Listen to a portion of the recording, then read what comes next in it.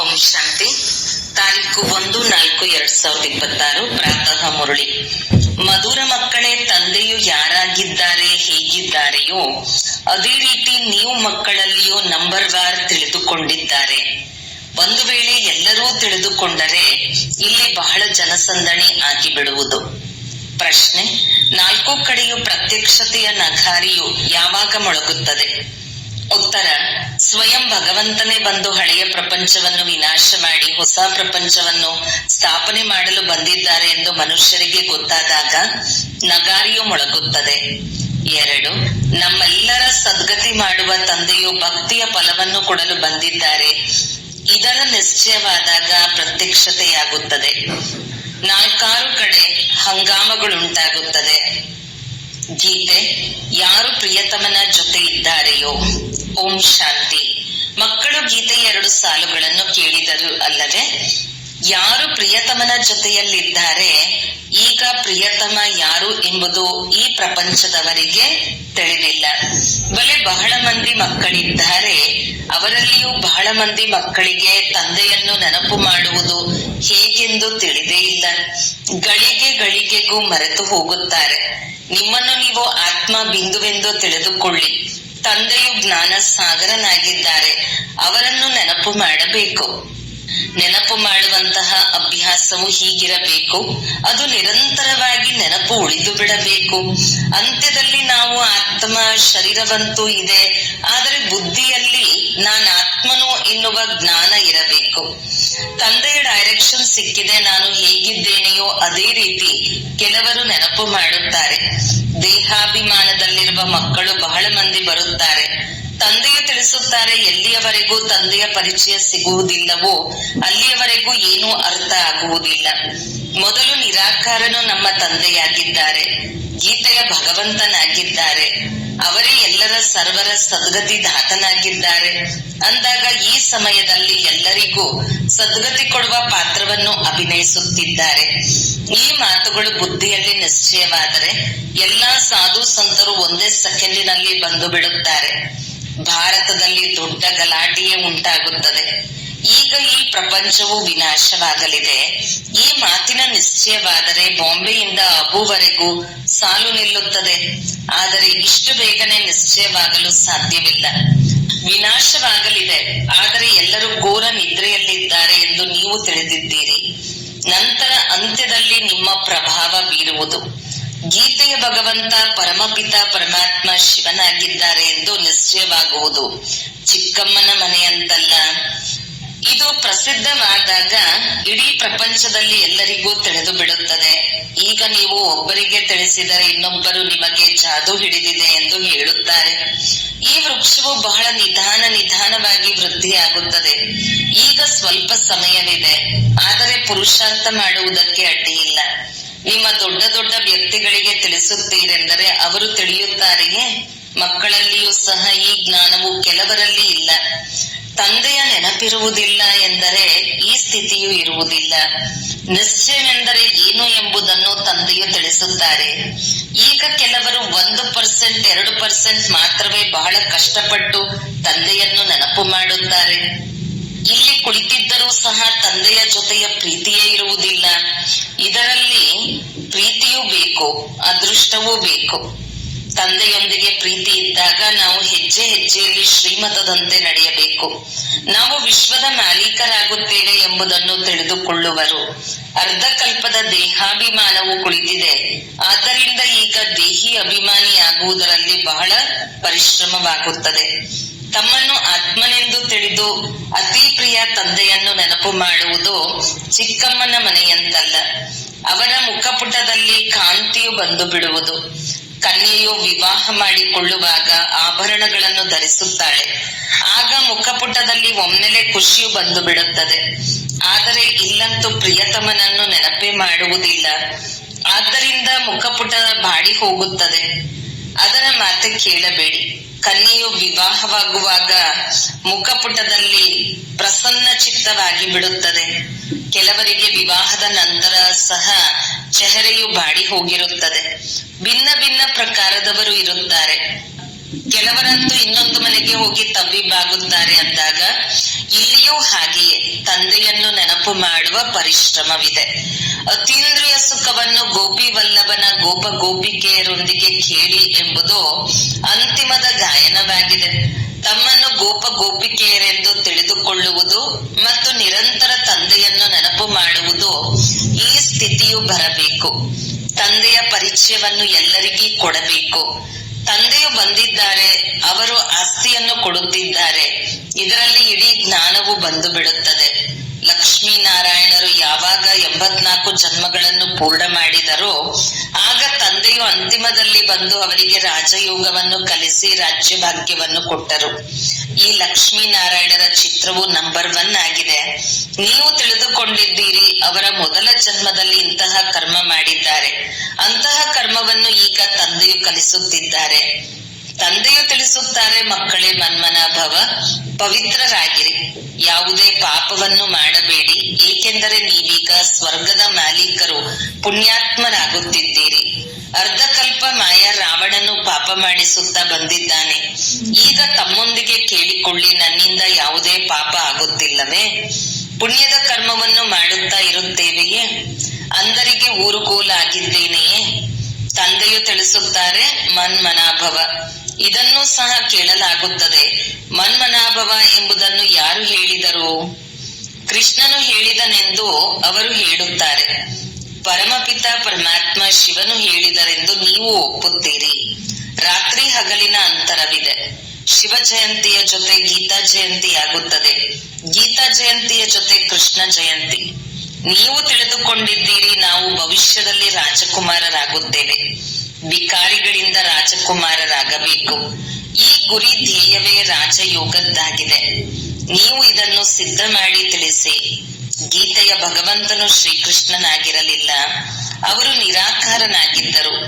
ಆಗ ಸರ್ವವ್ಯಾಪಿ ಎಂಬ ಜ್ಞಾನವು ಹೊರಟು ಹೋಗುವುದು. ಸರ್ವರ ಸದ್ಗತಿದಾತ ಪತೀತ ಪಾವನ ತಂದೆಯಾಗಿದ್ದಾರೆ. ಮುಕ್ತಿದಾತನೆಂದು ಹೇಳುತ್ತಾರೆ, ಮತ್ತೆ ಸರ್ವವ್ಯಾಪಿ ಎಂದು ಹೇಳಿಬಿಡುತ್ತಾರೆ. ಏನೆಲ್ಲವನ್ನು ಹೇಳುತ್ತಾರೆಯೋ ಅದನ್ನು ತಿಳಿದುಕೊಂಡಿಲ್ಲ. ಧರ್ಮವನ್ನು ಕುರಿತು ಏನು ಬಂದರೆ ಅದನ್ನು ಹೇಳಿಬಿಡುತ್ತಾರೆ. ಮುಖ್ಯವಾಗಿ 3 ಧರ್ಮಗಳಿವೆ. ದೇವಿ ದೇವತಾ ಧರ್ಮವಂತೂ ಅರ್ಧಕಲ್ಪ ನಡೆಯುತ್ತದೆ. ನೀವು ತಿಳಿದುಕೊಂಡಿದ್ದೀರಿ, ತಂದೆಯು ಬ್ರಾಹ್ಮಣ, ದೇವತಾ, ಕ್ಷತ್ರಿಯ ಧರ್ಮವನ್ನು ಸ್ಥಾಪನೆ ಮಾಡುತ್ತಾರೆ. ಇದನ್ನು ಪ್ರಪಂಚವು ತಿಳಿದುಕೊಂಡಿಲ್ಲ. ಅವರಂತೂ ಸತ್ಯಯುಗಕ್ಕೆ ಲಕ್ಷಾಂತರ ವರ್ಷಗಳೆಂದು ಹೇಳುತ್ತಾರೆ. ಆದಿ ಸನಾತನ ದೇವಿ ದೇವತಾ ಧರ್ಮವು ಎಲ್ಲದಕ್ಕಿಂತ ಶ್ರೇಷ್ಠವಾಗಿದೆ. ಇವರು ತಮ್ಮ ಧರ್ಮವನ್ನು ಮರೆತು ಧರ್ಮಭ್ರಷ್ಟರಾಗಿ ಬಿಡುತ್ತಾರೆ. ಕ್ರಿಶ್ಚಿಯನ್ನರು ತಮ್ಮ ಧರ್ಮವನ್ನು ಬಿಡುವುದಿಲ್ಲ. ಕ್ರಿಸ್ತನು ನಮ್ಮ ಧರ್ಮ ಸ್ಥಾಪನೆ ಮಾಡಿದ್ದರೆಂದು ಅವರಿಗೆ ತಿಳಿದಿದೆ. ಇಸ್ಲಾಮಿ, ಬೌದ್ಧಿ ಮತ್ತು ಕ್ರಿಶ್ಚಿಯನ್ ಇವು ಮುಖ್ಯ ಧರ್ಮಗಳಾಗಿವೆ. ಉಳಿದಂತೆ ಚಿಕ್ಕ ಚಿಕ್ಕ ಧರ್ಮಗಳು ಬಹಳಷ್ಟಿವೆ. ಎಲ್ಲಿಂದ ವೃದ್ಧಿಯಾಯಿತು ಇದನ್ನು ಯಾರು ತಿಳಿದುಕೊಂಡಿಲ್ಲ. ಮೊಹಮ್ಮದನಿಗೂ ಇನ್ನೂ ಸ್ವಲ್ಪ ಸಮಯವಿದೆ. ಇಸ್ಲಾಮಿಗಳು ಹಳಬರಾಗಿದ್ದಾರೆ, ಕ್ರಿಶ್ಚಿಯನ್ನರು ಪ್ರಸಿದ್ಧರಾಗಿದ್ದಾರೆ, ಉಳಿದಂತೆ ಅನೇಕರಿದ್ದಾರೆ. ಎಲ್ಲರದು ತಮ್ಮ ತಮ್ಮ ಧರ್ಮವಿದೆ. ತಮ್ಮ ಭಿನ್ನ ಭಿನ್ನ ಧರ್ಮ, ಭಿನ್ನ ಭಿನ್ನ ಹೆಸರುಗಳೇ ಇರುವ ಕಾರಣ ಮನುಷ್ಯರು ತಬ್ಬಿಬ್ಬಾಗಿದ್ದಾರೆ. ಮುಖ್ಯ ಧರ್ಮಶಾಸ್ತ್ರಗಳಿರುವುದೇ 4. ಅದರಲ್ಲಿ ದೇವತಾ ಧರ್ಮ, ಬ್ರಾಹ್ಮಣ ಧರ್ಮ ಬಂದು ಬಿಡುತ್ತದೆ. ಬ್ರಾಹ್ಮಣರಿಂದ ದೇವತೆ, ದೇವತೆಗಳಿಂದ ಕ್ಷತ್ರಿಯರು. ಇದು ಯಾರಿಗೂ ತಿಳಿದಿಲ್ಲ. ಬ್ರಾಹ್ಮಣ ದೇವತಾಯ ನಮಃ ಎಂದು ಹಾಡುತ್ತಾರೆ. ಪರಮಪಿತನು ಬ್ರಾಹ್ಮಣ, ದೇವತಾ, ಕ್ಷತ್ರಿಯ ಧರ್ಮದ ಸ್ಥಾಪನೆ ಮಾಡಿದರು. ಈ ಶಬ್ದಗಳಿವೆ, ಆದರೆ ಕೇವಲ ಗಿಳಿಯ ಪಾಠದಂತೆ ಓದುತ್ತಾರೆ. ಇದು ಮುಳ್ಳಿನ ಕಾಡಾಗಿದೆ. ಭಾರತವು ಉದ್ಯಾನವನವಾಗಿತ್ತು. ಇದನ್ನು ಒಪ್ಪುತ್ತಾರೆ. ಆದರೆ ಅದು ಹೇಗೆ, ಯಾವಾಗ, ಯಾರು ಸ್ಥಾಪನೆ ಮಾಡಿದರು, ಪರಮಾತ್ಮ ಯಾರು ಎಂಬುದನ್ನೇನೂ ತಿಳಿದುಕೊಂಡಿಲ್ಲ. ಅಂದ ಮೇಲೆ ಅನಾಥರು ಆದರಲ್ಲವೇ? ಆದ್ದರಿಂದಲೇ ಜಗಳ, ಕಲಹ ಇತ್ಯಾದಿಗಳಿವೆ. ಭಕ್ತಿಯಲ್ಲಿ ಕೇವಲ ಖುಷಿ ಪಡುತ್ತಿರುತ್ತಾರೆ. ಈಗ ತಂದೆಯು ಪುನಃ ಬೆಳಕು ನೀಡಲು ಬಂದಿದ್ದಾರೆ. ಸೆಕೆಂಡಿನಲ್ಲಿ ಜೀವನ್ಮುಕ್ತರನ್ನಾಗಿ ಮಾಡಿಬಿಡುತ್ತಾರೆ. ಜ್ಞಾನದ ಅಂಶನವನ್ನು ಸದ್ಗುರು ಕೊಟ್ಟರು. ಅಜ್ಞಾನದ ಅಂಧಕಾರವು ವಿನಾಶವಾಯಿತು. ನೀವು ತಿಳಿದುಕೊಂಡಿದ್ದೀರಿ, ನಾವು ಬೆಳಕಿನಲ್ಲಿದ್ದೇವೆ. ತಂದೆಯು 3ನೇ ನೇತ್ರವನ್ನು ಕೊಟ್ಟಿದ್ದಾರೆ. ಬಲೆ ದೇವತೆಗಳಿಗೆ 3ನೇ ನೇತ್ರವನ್ನು ತೋರಿಸುತ್ತಾರೆ, ಆದರೆ ಅರ್ಥವನ್ನು ತಿಳಿದುಕೊಂಡಿಲ್ಲ. ವಾಸ್ತವದಲ್ಲಿ ಮೂರನೇ ನೇತ್ರವೂ ನಿಮಗಿದೆ. ಇದನ್ನು ಅವರು ದೇವತೆಗಳಿಗೆ ತೋರಿಸಿದ್ದಾರೆ. ಗೀತೆಯಲ್ಲಿ ಬ್ರಾಹ್ಮಣರ ಯಾವುದೇ ಮಾತಿಲ್ಲ. ಅದರಲ್ಲಿ ಕೌರವರು, ಪಾಂಡವರು ಮೊದಲಾದವರು ಯುದ್ಧ, ಕುದುರೆಗಾಡಿ ಇತ್ಯಾದಿಗಳನ್ನು ಬರೆದು ಬಿಟ್ಟಿದ್ದಾರೆ. ಏನನ್ನೂ ತಿಳಿದುಕೊಳ್ಳುವುದಿಲ್ಲ. ನೀವು ಇದನ್ನು ತಿಳಿಸಿದರೆ ನೀವು ಶಾಸ್ತ್ರಗಳನ್ನು ಒಪ್ಪುವುದಿಲ್ಲವೆಂದು ಹೇಳುತ್ತಾರೆ. ನೀವು ಹೇಳಬಹುದು, ಶಾಸ್ತ್ರಗಳನ್ನು ನಾವೇಕೆ ಒಪ್ಪುವುದಿಲ್ಲ? ನಮಗೆ ತಿಳಿದಿದೆ, ಇದೆಲ್ಲವೂ ಭಕ್ತಿ ಮಾರ್ಗದ ಸಾಮಗ್ರಿಯಾಗಿದೆ. ಜ್ಞಾನ ಮತ್ತು ಭಕ್ತಿಯ ಗಾಯನವಾಗಿದೆ. ಯಾವಾಗ ರಾವಣ ರಾಜ್ಯವಾಗುತ್ತದೆಯೋ ಆಗ ಭಕ್ತಿಯು ಪ್ರಾರಂಭವಾಗುತ್ತದೆ. ಭಾರತವಾಸಿಗಳು ವಾಮ ಮಾರ್ಗದಲ್ಲಿ ಹೋಗಿ ಧರ್ಮಭ್ರಷ್ಟರು, ಕರ್ಮಭ್ರಷ್ಟರಾಗಿ ಬಿಡುತ್ತಾರೆ. ಆದ್ದರಿಂದ ಈಗ ಹಿಂದೂಗಳೆಂದು ಕರೆಸಿಕೊಂಡಿದ್ದಾರೆ. ಪತಿತರಾಗಿ ಬಿಟ್ಟಿದ್ದಾರೆ. ಪತಿತರನ್ನಾಗಿ ಯಾರು ಮಾಡಿದರು? ರಾವಣ. ರಾವಣನನ್ನು ಸುಡುತ್ತಾರೆ. ಇದು ಪರಂಪರೆಯಿಂದ ನಡೆದು ಬಂದಿದೆ ಎಂದು ತಿಳಿಯುತ್ತಾರೆ. ಆದರೆ ಸತ್ಯಯುಗದಲ್ಲಂತೂ ರಾವಣ ರಾಜ್ಯವೇ ಇರುವುದಿಲ್ಲ. ಮನುಷ್ಯರು ಇದೇನನ್ನೂ ತಿಳಿದುಕೊಂಡಿಲ್ಲ.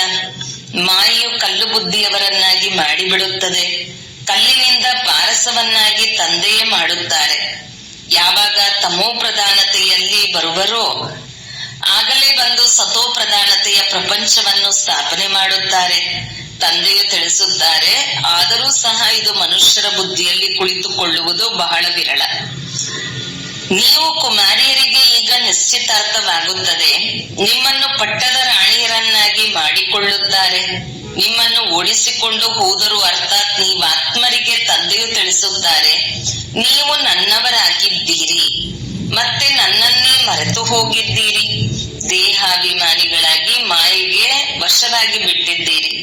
ಬಾಕಿ ಓಡಿಸಿಕೊಂಡು ಹೋಗುವ ಮಾತಿಲ್ಲ. ನನ್ನೊಬ್ಬನನ್ನೇ ನೆನಪು ಮಾಡಿ. ನೆನಪಿನದೇ ಪರಿಶ್ರಮವಿದೆ. ಬಹಳ ದೇಹಾಭಿಮಾನದಲ್ಲಿ ಬಂದು ವಿಕರ್ಮ ಮಾಡುತ್ತಾರೆ. ತಂದೆಗೆ ಗೊತ್ತಿದೆ, ಈ ಆತ್ಮವು ನನ್ನನ್ನು ನೆನಪೇ ಮಾಡುವುದಿಲ್ಲ. ದೇಹಾಭಿಮಾನದಲ್ಲಿ ಬಂದು ಬಹಳ ಪಾಪ ಮಾಡುತ್ತಾರೆ. ಆಗ ಪಾಪದ ಕೊಡ 100ರಷ್ಟು ತುಂಬುತ್ತದೆ. ಅನ್ಯರಿಗೆ ಮಾರ್ಗವನ್ನು ತಿಳಿಸುವ ಬದಲಾಗಿ ತಾವೇ ಮರೆತು ಹೋಗುತ್ತಾರೆ. ಇನ್ನೂ ಹೆಚ್ಚು ದುರ್ಗತಿಯನ್ನು ಹೊಂದುತ್ತಾರೆ. ಇದು ಉನ್ನತ ಗುರಿಯಾಗಿದೆ. ಏರಿದರೆ ವೈಕುಂಠ ರಸ, ಬಿದ್ದರೆ ಪುಡಿ ಪುಡಿ. ಈಗ ರಾಜಧಾನಿಯು ಸ್ಥಾಪನೆಯಾಗುತ್ತಿದೆ. ಇದರಲ್ಲಿ ನೋಡಿ ಎಷ್ಟೊಂದು ಅಂತರವಾಗುತ್ತದೆ. ಕೆಲವರು ಓದಿ ಆಕಾಶದೆತ್ತರಕ್ಕೆ ಏರುತ್ತಾರೆ. ಇನ್ನು ಕೆಲವರು ನೆಲ ಹಿಡಿಯುತ್ತಾರೆ. ಬುದ್ಧಿಯು ಮಂದವಾಗಿ ಬಿಡುತ್ತದೆ. ಆಗ ಅವರು ಓದಲು ಸಾಧ್ಯವಿಲ್ಲ. ಬಾಬಾ, ನಾವು ಯಾರಿಗೂ ತಿಳಿಸಲು ಆಗುತ್ತಿಲ್ಲವೆಂದು ಕೆಲವರು ಹೇಳುತ್ತಾರೆ. ಅದಕ್ಕೆ ತಂದೆಯು ತಿಳಿಸುತ್ತಾರೆ, ಒಳ್ಳೆಯದು. ತಮ್ಮನ್ನು ಆತ್ಮನೆಂದು ತಿಳಿದು ತಂದೆಯಾದ ನನ್ನನ್ನು ನೆನಪು ಮಾಡಿ. ಆಗ ನಿಮಗೆ ಸುಖ ಕೊಡುವೆನು. ಆದರೆ ನೆನಪೇ ಮಾಡುವುದಿಲ್ಲ. ಸ್ವಯಂ ನೆನಪು ಮಾಡುತ್ತಿದ್ದರೆ ಅನ್ಯರಿಗೂ ನೆನಪು ತರಿಸುತ್ತಾ ಇರುವರು. ತಂದೆಯನ್ನು ನೆನಪು ಮಾಡಿದಾಗಲೇ ಪಾಪಗಳು ಕಳೆಯುವುದು. ಅವರ ನೆನಪಿಲ್ಲದೆ ಸುಖಧಾಮಕ್ಕೆ ಹೋಗಲು ಸಾಧ್ಯವಿಲ್ಲ. 21 ಜನ್ಮಗಳ ಆಸ್ತಿಯನ್ನು ನಿರಾಕಾರ ತಂದೆಯಿಂದಲೇ ಸಿಗುತ್ತದೆ. ಉಳಿದೆಲ್ಲರೂ ಅಲ್ಪಕಾಲದ ಸುಖ ಕೊಡುವವರಾಗಿದ್ದಾರೆ. ಯಾರಿಗಾದರೂ ರಿದ್ಧಿ ಸಿದ್ಧಿಯಿಂದ ಮಕ್ಕಳಾಗಿ ಬಿಟ್ಟರೆ ಅಥವಾ ಆಶೀರ್ವಾದದಿಂದ ಲಾಟರಿ ಹೊಡೆದರೆ ಸಾಕು, ವಿಶ್ವಾಸ ಕುಳಿತು ಬಿಡುತ್ತದೆ. ಕೆಲವರಿಗೆ 2-4 ಕೋಟಿ ಲಾಭವಾಗಿ ಬಿಟ್ಟರೆ ಸಾಕು, ಬಹಳ ಮಹಿಮೆ ಮಾಡುತ್ತಾರೆ. ಆದರೆ ಅದೆಲ್ಲವೂ ಅಲ್ಪ ಕಾಲಕ್ಕಾಗಿ. ಆದ್ದರಿಂದ 21 ಜನ್ಮಗಳಿಗಾಗಿ ಆರೋಗ್ಯ ಭಾಗ್ಯವಂತೂ ಸಿಗಲು ಸಾಧ್ಯವಿಲ್ಲ ಅಲ್ಲವೇ? ಆದರೆ ಮನುಷ್ಯರಿಗೆ ಇದು ತಿಳಿದಿಲ್ಲ. ಯಾರ ಮೇಲೂ ದೋಷ ಹೊರಿಸುವಂತಿಲ್ಲ. ಅಲ್ಪಕಾಲದ ಸುಖದಲ್ಲಿಯೇ ಖುಷಿಯಾಗಿ ಬಿಡುತ್ತಾರೆ. ತಂದೆಯು ನೀವು ಮಕ್ಕಳಿಗೆ ರಾಜಯೋಗವನ್ನು ಕಲಿಸಿ ಸ್ವರ್ಗದ ರಾಜ್ಯಭಾಗ್ಯವನ್ನು ಕೊಡುತ್ತಾರೆ. ಎಷ್ಟು ಸಹಜವಾಗಿದೆ. ಕೆಲವರಂತೂ ಯಾರಿಗೂ ತಿಳಿಸುವುದೇ ಇಲ್ಲ. ಕೆಲವರು ತಿಳಿಸಿಕೊಡುತ್ತಾರೆ, ಆದರೆ ಪೂರ್ಣ ಯೋಗವಿಲ್ಲದ ಕಾರಣ ಯಾರಿಗೂ ಬಾಣವು ನಾಟುವುದಿಲ್ಲ. ದೇಹಾಭಿಮಾನದಲ್ಲಿ ಬರುವುದರಿಂದ ಒಂದಲ್ಲ ಒಂದು ಪಾಪಗಳಾಗುತ್ತಿರುತ್ತವೆ. ಯೋಗವೇ ಮುಖ್ಯವಾಗಿದೆ. ನೀವು ಯೋಗ ಬಲದಿಂದ ವಿಶ್ವಕ್ಕೆ ಮಾಲೀಕರಾಗುತ್ತೀರಿ. ಪ್ರಾಚೀನ ಯೋಗವನ್ನು ಭಗವಂತನೇ ಕಲಿಸಿದ್ದರು, ಶ್ರೀಕೃಷ್ಣನಲ್ಲ. ನೆನಪಿನ ಯಾತ್ರೆಯು ಬಹಳ ಒಳ್ಳೆಯದಾಗಿದೆ. ನೀವು ನಾಟಕವನ್ನು ನೋಡಿ ಬರುತ್ತೀರೆಂದರೆ ಬುದ್ಧಿಯಲ್ಲಿ ಎಲ್ಲವೂ ಸಮ್ಮುಖದಲ್ಲಿ ಬಂದು ಬಿಡುತ್ತದೆ. ಯಾರಿಗಾದರೂ ತಿಳಿಸಲು ಸಮಯ ಹಿಡಿಸುತ್ತದೆ. ಇದು ಹಾಗೆಯೇ ಬೀಜ ಮತ್ತು ವೃಕ್ಷ. ಈ ಚಕ್ರವು ಬಹಳ ಸ್ಪಷ್ಟವಾಗಿದೆ. ಶಾಂತಿಧಾಮ, ಸುಖಧಾಮ, ದುಃಖಧಾಮ ಸೆಕೆಂಡಿನ ಕೆಲಸವಾಗಿದೆ. ಆದರೆ ನೆನಪಿರಬೇಕಲ್ಲವೇ? ತಂದೆಯ ಪರಿಚಯ ಕೊಡುವುದು ಮುಖ್ಯವಾಗಿದೆ. ತಂದೆಯು ತಿಳಿಸುತ್ತಾರೆ, ನನ್ನನ್ನು ನೆನಪು ಮಾಡುವುದರಿಂದ ಎಲ್ಲವನ್ನೂ ತಿಳಿದುಕೊಳ್ಳುವಿರಿ. ಶಿವ ತಂದೆಯು ನೀವು ಮಕ್ಕಳನ್ನು ನೆನಪು ಮಾಡಿಕೊಳ್ಳುತ್ತಾರೆ, ಬ್ರಹ್ಮ ತಂದೆಯು ನೆನಪು ಮಾಡಿಕೊಳ್ಳುವುದಿಲ್ಲ. ನನ್ನ ಸುಪುತ್ರ ಮಕ್ಕಳು ಯಾರು ಎಂಬುದನ್ನು ಶಿವ ತಂದೆಯು ತಿಳಿದುಕೊಂಡಿದ್ದಾರೆ. ಸೇವಾದಾರಿ ಸುಪುತ್ರರು ತಂದೆಯ ನೆನಪು ಮಾಡಿಕೊಳ್ಳುತ್ತಾರೆ. ಈ ಬ್ರಹ್ಮರವರು ಯಾರನ್ನಾದರೂ ನೆನಪು ಮಾಡುವರೆ? ಇವರ ಆತ್ಮಕ್ಕಂತೂ ಶಿವ ತಂದೆಯ ಆದೇಶವಿದೆ, ನನ್ನೊಬ್ಬನನ್ನೇ ನೆನಪು ಮಾಡಿ. ಒಳ್ಳೆಯದು. ಮಧುರಾತಿ ಮಧುರ ಅಗಲಿ ಹೋಗಿ ಮರಳಿ ಸಿಕ್ಕಿರುವ ಮಕ್ಕಳ ಪ್ರತಿ ಮಾತಾಪಿತಾ ಬಾಪ್ದಾದರವರ ನೆನಪು, ಪ್ರೀತಿ ಹಾಗೂ ಸುಪ್ರಭಾತ. ಆತ್ಮೀಯ ಮಕ್ಕಳಿಗೆ ಆತ್ಮೀಯ ತಂದೆಯ ನಮಸ್ತೆ. ಧಾರಣೆಗಾಗಿ ಮುಖ್ಯ ಸಾರ. 1. ಅದೃಷ್ಟವಂತರಾಗಲು ಒಬ್ಬ ತಂದೆಯೊಂದಿಗೆ ಸತ್ಯವಾದ ಪ್ರೀತಿಯನ್ನು ಇಡಬೇಕು. ಪ್ರೀತಿಯನ್ನು ಇಡುವುದು ಎಂದರೆ ಹೆಜ್ಜೆ ಹೆಜ್ಜೆಯಲ್ಲಿ ಅವರೊಬ್ಬರ ಶ್ರೀಮತದ ಅನುಸಾರವೇ ನಡೆಯುತ್ತಿರುವುದು. 2. ಪ್ರತಿನಿತ್ಯವೂ ಪುಣ್ಯದ ಕಾರ್ಯವನ್ನು ಅವಶ್ಯಕವಾಗಿ ಮಾಡಬೇಕು. ಎಲ್ಲದಕ್ಕಿಂತ ದೊಡ್ಡ ಪುಣ್ಯವಾಗಿದೆ ಎಲ್ಲರಿಗೆ ತಂದೆಯ ಪರಿಚಯ ಕೊಡುವುದು, ತಂದೆಯನ್ನು ನೆನಪು ಮಾಡುವುದು ಮತ್ತು ಎಲ್ಲರಿಗೂ ತಂದೆಯ ನೆನಪನ್ನು ತರಿಸುವುದು. ವರದಾನ. ತಮ್ಮ ದೃಷ್ಟಿ ಹಾಗೂ ವೃತ್ತಿಯ ಪರಿವರ್ತನೆಯ ಮೂಲಕ ಸೃಷ್ಟಿಯನ್ನು ಪರಿವರ್ತಿಸುವ ಸಾಕ್ಷಾತ್ಕಾರ ಮೂರ್ತಿಯಾಗಿ ತಮ್ಮ ವೃತ್ತಿಯ ಪರಿವರ್ತನೆಯ ದೃಷ್ಟಿಯನ್ನು ದಿವ್ಯ ದೃಷ್ಟಿಯನ್ನಾಗಿ ಮಾಡಿಕೊಳ್ಳುತ್ತೀರೆಂದರೆ ಅನೇಕ ಆತ್ಮರು ತಮ್ಮ ಯಥಾರ್ಥ ರೂಪ, ಯಥಾರ್ಥವಾದ ಮನೆ ಹಾಗೂ ಯಥಾರ್ಥವಾದ ರಾಜಧಾನಿಯನ್ನು ನೋಡುವಿರಿ. ಇಂತಹ ಯಥಾರ್ಥವಾದ ಸಾಕ್ಷಾತ್ಕಾರವನ್ನು ಮಾಡಿಸುವುದಕ್ಕಾಗಿ ವೃತ್ತಿಯಲ್ಲಿ ಅಂಶದಷ್ಟು ದೇಹಾಭಿಮಾನದ ಚಂಚಲತೆ ಇರಬಾರದು. ಅಂದ ಮೇಲೆ ವೃತ್ತಿಯು ಸುಧಾರಣೆಯಿಂದ ದೃಷ್ಟಿಯನ್ನು ದಿವ್ಯ ದೃಷ್ಟಿಯನ್ನಾಗಿ ಮಾಡಿಕೊಂಡಾಗ ಈ ಸೃಷ್ಟಿಯ ಪರಿವರ್ತನೆಯಾಗುವುದು. ಇದನ್ನು ನೋಡುವವರು, ಅನುಭವ ಮಾಡುವರು. ಇದು ನಯನಗಳಲ್ಲ, ಆದರೆ ಇದೊಂದು ಜಾದುವಿನ ಡಬ್ಬಿಯಾಗಿದೆ. ಈ ನಯನಗಳು ಸಾಕ್ಷಾತ್ಕಾರದ ಸಾಧನವಾಗಿ ಬಿಡುವುದು. ಸ್ಲೋಗನ್. ಸೇವೆಯ ಉಮಂಗ ಉತ್ಸಾಹದ ಜೊತೆ ಬೇಹದ್ದಿನ ವೈರಾಗ್ಯ ವೃತ್ತಿಯೇ ಸಫಲತೆಗೆ ಆಧಾರವಾಗಿದೆ. ಅವ್ಯಕ್ತ ಸೂಚನೆ. ಮಹಾನ್ ಆಗಲು ಮಧುರತೆ ಮತ್ತು ನಮ್ರತೆಯ ಗುಣವನ್ನು ಧಾರಣೆ ಮಾಡಿ. ಮಧುರತೆಯ ಗುಣವನ್ನು ಧಾರಣೆ ಮಾಡುವವರು ಇಲ್ಲಿಯೂ ಮಹಾನಾಗಿರುತ್ತಾರೆ ಮತ್ತು ಅಲ್ಲಿಯೂ ಪದವಿಯನ್ನು ಪಡೆದುಕೊಳ್ಳುತ್ತಾರೆ. ಮಧುರತೆ ಉಳ್ಳವರನ್ನು ಎಲ್ಲರೂ ಮಹಾನ್ ರೂಪದಿಂದ ನೋಡುತ್ತಾರೆ. ಮಧುರತೆಯ ವಿಶೇಷ ಗುಣ ಪ್ರತಿ ಮಕ್ಕಳಲ್ಲಿರಬೇಕು. ಮಧುರತೆಯ ಮಧು ಯಾರ ಜೊತೆಯಲ್ಲಿರುತ್ತದೋ ಅವರಿಗೆ ಪ್ರತಿ ಕಾರ್ಯದಲ್ಲಿ ಸಫಲತೆಯೇ ಸಫಲತೆ ಸಿಗುತ್ತದೆ. ಅವರ ಜೀವನದಿಂದ ಅಸಫಲತೆ ಸಮಾಪ್ತಿಯಾಗಿ ಬಿಡುತ್ತದೆ. ಓಂ ಶಾಂತಿ.